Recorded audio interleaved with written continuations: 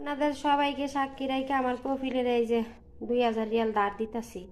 এরা টাকা নিয়ে টাকা আমার ঠিক মতো দেয় না ফেরত, ঠিক আছে?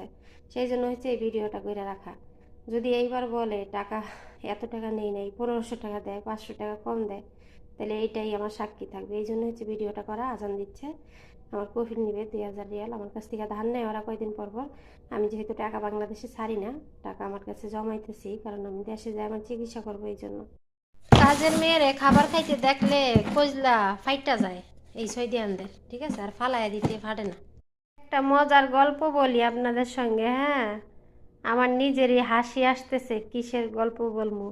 একটা কথা আছে না, বোকারে পোকা দিয়েই বুঝাইতে হয়, কুকুরেরে কুকুরের মাংস দিয়েই বুঝাইতে হয়, বুঝছেন নি আমার ভাইয়েরা বোনেরা? তো আমার বাসায় কিন্তু অনেকগুলা মানুষ, মানে একজনে এক টাইমে খাবার খায়, সবাই একসঙ্গে বসে খায় না, যদিও খাবার টেবিলে দিয়ে রাখি, কিন্তু একটু